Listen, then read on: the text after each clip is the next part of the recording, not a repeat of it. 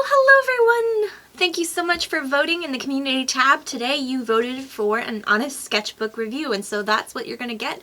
I'm going to be going through one of my sketchbooks that I used for thumbnailing and for sketching. It is not pretty, it is all for work and figuring out color and composition and ideas, and so let's jump right into it.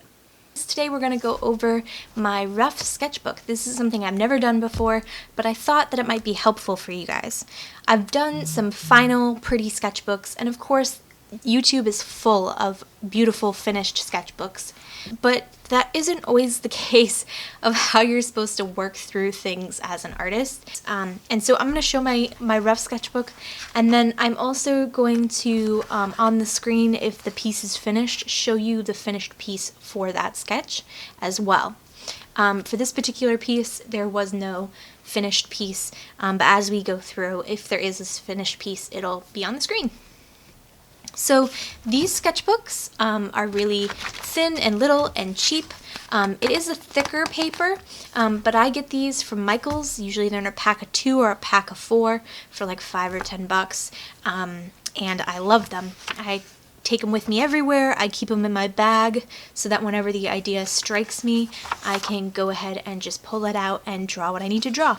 Some of the feedback that I got from previous sketchbook videos was that for a lot of beginners, seeing those beautiful finished art sketchbooks was really overwhelming and a lot of pressure, especially when you're first getting started. There's a lot of pressure to try to be this perfect artist, and that's not what your sketchbook should be for.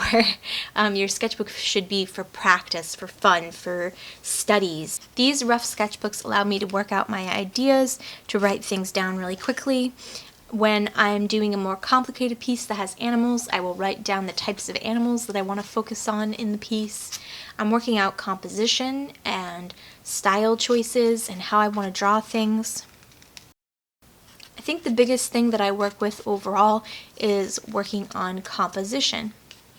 And this is a great example of composition. I have this cat design that came to my mind, and it's not a finished sketch, so obviously I hated my first idea. My second idea was to bring the cats all the way up to the top of the circle. I didn't draw all the cats out because I knew mentally that that's what I meant by this illustration.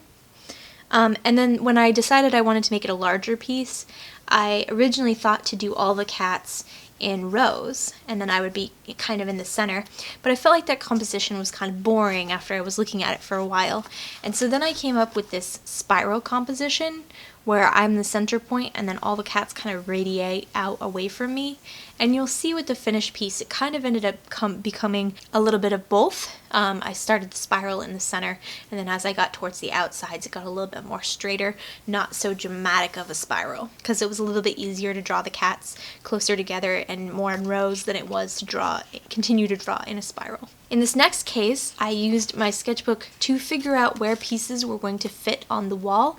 This was for a show that I did back in 2019, and a big part of the show was having these murals that were done with vinyl stickers, and then the finished artwork that was for sale would be incorporated into the mural.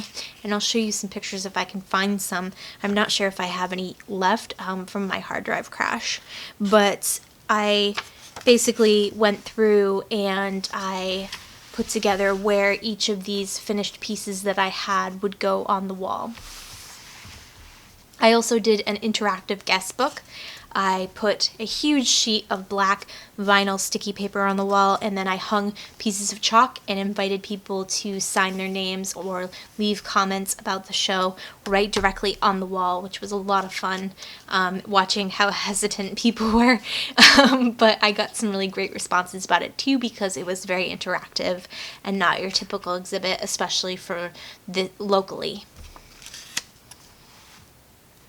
Again, I'm listing out all the different sea creatures that that were regionally appropriate for this illustration that I wanted to be based off of California. And I actually have this piece somewhere. It never got finished. It's about 75% done, and then I abandoned it, which doesn't happen very often, but it did for this piece. I kind of just lost my motivation for it. I have it somewhere though.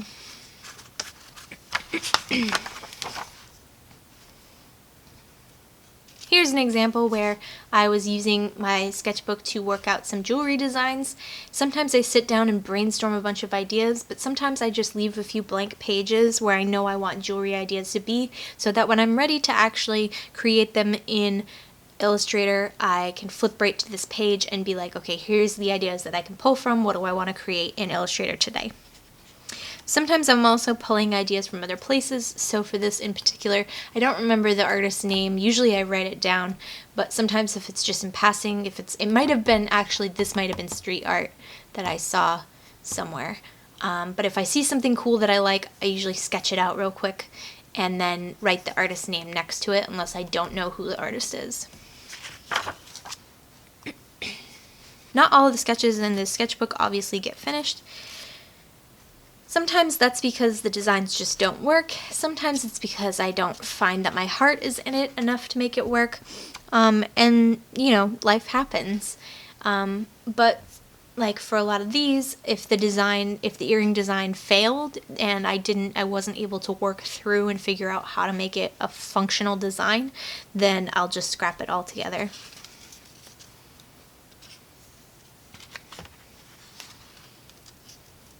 Here's an example where I use my sketchbook to do the woodland headers and icons video, which I'll link in the description box below. When I make those videos, I sketch out all my ideas first, and then I recreate them for you guys and do step-by-step instructions on how you can do them too. For these in particular, and especially for a lot of my older designs, they were specifically for using them in a bullet journal, but recently I've kind of expanded that a little bit more so that you could just learn how to draw in general, and then if you wanted to apply them to your bullet journals, I give you that option as well. Sometimes I draw out my feelings. For this particular illustration, it was kind of dark, but I was in a really dark place. I had just had surgery. I was in a lot of pain. I was really frustrated, and this kind of image came to mind, and this is kind of what poured out of me during that time. It was a very difficult time for me, and I was in a really bad place, but this ended up becoming a different illustration, which you'll probably see a few of the sketches later on. I'm pretty sure they're also in here.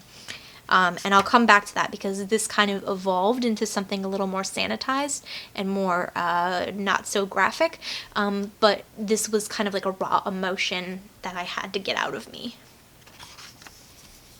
More earring designs. For these ones, I actually was focusing on a specific shape that I was laser cutting, and then all of these designs were designs that I would burn on those earrings. And I'm pretty sure almost, now that I look at it, all of these have been turned into earrings, except for maybe the pizza. I think I never got around to that one, but all of these have been turned into earrings that a majority of them have actually sold now. Yep.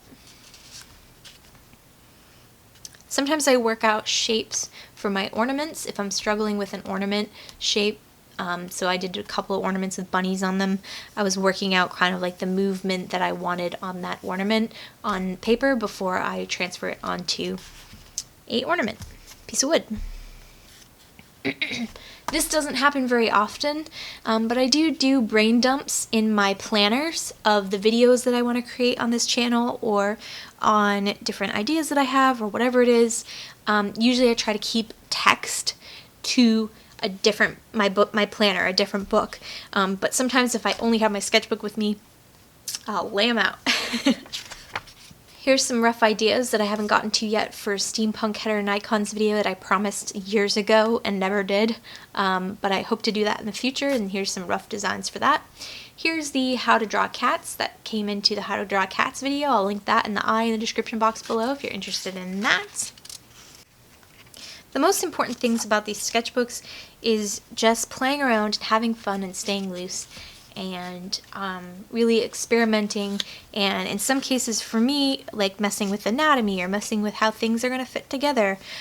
Sometimes I'll write, like here I'm writing poetry that's going to go along with this piece that is finished and has sold already. And so I was just kind of playing around with like a poem and the idea of things. This was me trying to work out and it seems very simple here, but I was trying to work out how pieces of the hummingbirds that I made would fit together, like where would the joints be, where would the hinges be, and so I was kind of just like sketching out an idea really quick. Originally the wings were going to be double jointed, but eventually you'll see in the finished pieces I actually only went with a single joint on the edges because the double joints were a little bit too complicated for the piece that I wanted to make. Okay, this is an example of going back to that really raw emotional sketch that I made. I then kind of sanitized it, kind of cleaned it up, and made it into more of a laser cut design, and this is finished. And it looks very different than the very raw, dark art that I created, but it kind of evolved over time, and I was able to turn it into something that I thought would be a little bit more appropriate for my style and for my audience.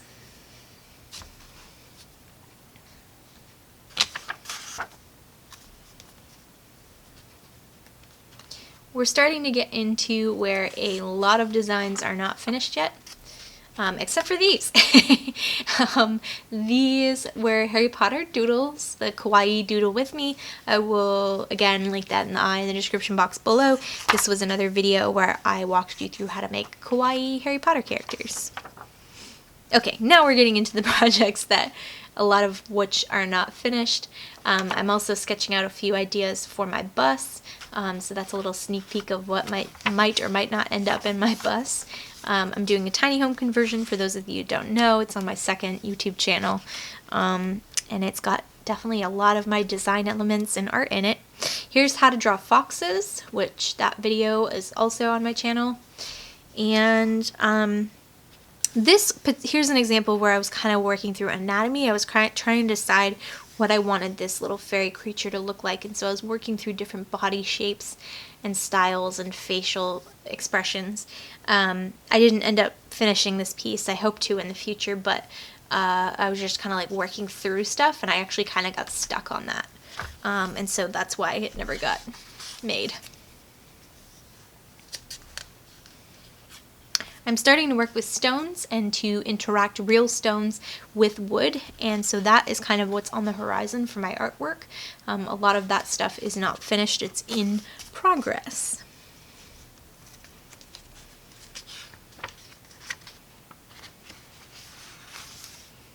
And lastly, this is the mountains and trees, headers and icons video that I am currently working on. You can see I don't have all the designs here. So this is a finished sketchbook. It's a year's worth of sketches, actually a little bit over a year. And so I'll just show you, like, it's rough. It's been around in my notebook, so it's like really dirty edges, and luckily this one's not ripped, but some of my other ones get a little beat up and ripped and frayed.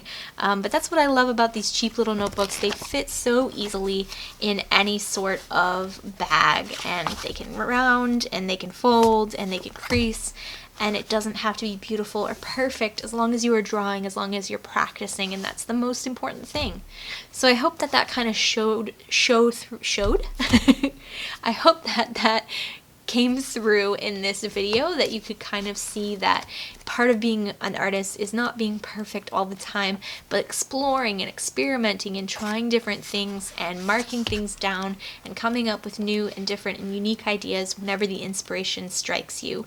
And it doesn't have to be perfect. Just draw as much as you can. If you want to be a professional artist, or even if you want to get better as a hobbyist, you need to be drawing as much as possible whenever you can.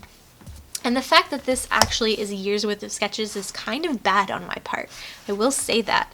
I spend a lot of time making jewelry. If I was making illustrations full time, I should be going through one of these every couple of months, quite honestly, if I was really sketching as much as I should be.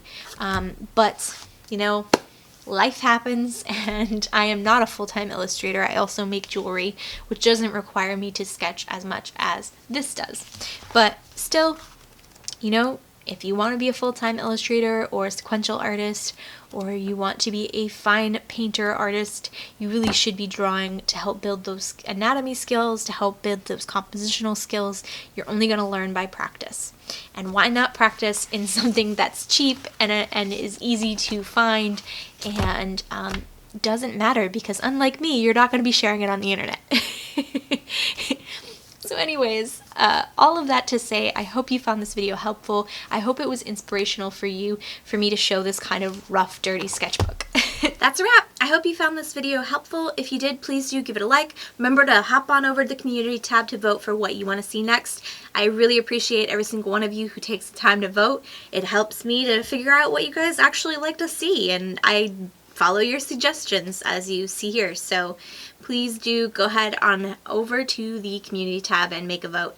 Until next time, remember to create, love, and travel on. See you on Friday. Bye!